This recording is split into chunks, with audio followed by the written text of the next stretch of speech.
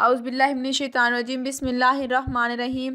ناظرین، آج کا ہمارا ٹاپک ہے ذکر الہی کا حکم اور اس کی فضیلت۔ تم مجھے یاد کیا کرو، میں تمہیں یاد رکھوں گا، اور میرا شکر ادا کیا کرو اور میری شکری نہ کیا کرو۔ پھر اگر تم حالت خوف میں ہو تو پیادہ یا سوار جیسے بھی ہو نماز پڑھ لیا کرو۔ پھر جب تم حالت امن میں آ جاؤ تو انہی طریقوں سے اللہ کی یاد کرو جو اس نے تمہیں سکھائے ہیں، جنہیں تم پہلے نہیں جانتے تھے۔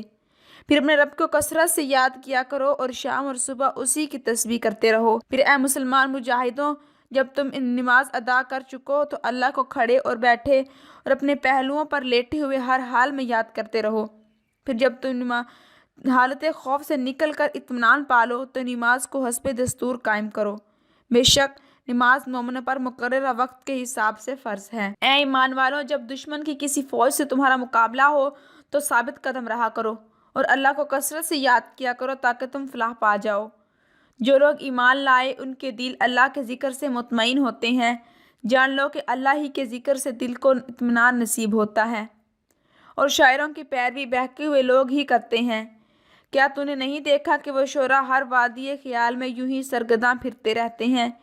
انہیں حق میں سچ دلچسپی اور سنجیدگی نہیں ہوتی، بلکہ فقط لفظی و فکری جو لائنیں میں مست اور خوش رہتے ہیں، اور یہ کہ وہ ایسی باتیں کہتے ہیں جنہیں خود کرتے نہیں ہیں۔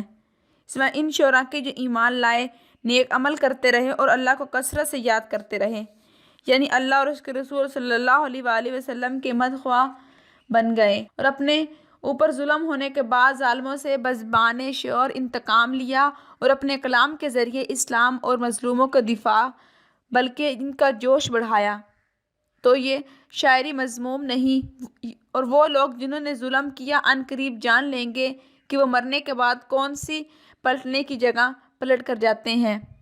اے حبیب مکرم، آپ وہ کتاب پڑھ کر سنائیے جو آپ کی طرف بذریعہ وحی بھیجی گئی ہے، اور نماز قائم کیجیے۔ بے شک نماز بے حیائی اور برائی سے روکتی ہے، اور واقعی اللہ کا ذکر سب سے بڑا ہے، اور اللہ ان کاموں کو خوب جانتا ہے جو تم کرتے ہو۔ اے ایمان والوں، تم اللہ کا کثرت سے ذکر کیا کرو اور صبح و شام اس کی تسبیح بیان کیا کرو۔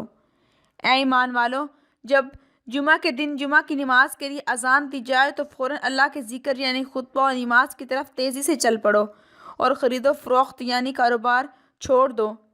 یہ تمہارے حق میں بہتر ہے اگر تم علم رکھتے ہو۔ پھر جب نماز ادا کر چکے تو زمین میں منتشر ہو جاؤ، پھر اللہ کا فضل یعنی رزق تلاش کرنے لگو اور اللہ کو کثرت سے یاد کیا کرو تاکہ تم فلاح پاؤ۔ تم مجھے یاد کیا کرو، میں تمہیں یاد رکھوں گا، اور میرا شکر ادا کیا کرو اور میری ناشکری نہ کیا کرو۔ پھر جب تم عرفات سے واپس آؤ تو معاشر حرام مزدلفہ کے پاس اللہ کا ذکر کیا کرو، اور اس کا ذکر اس طریقے سے کرو جیسے اس نے تمہیں ہدایت فرمائی، اور بے شک اس سے پہلے تم بھٹکے ہوئے تھے۔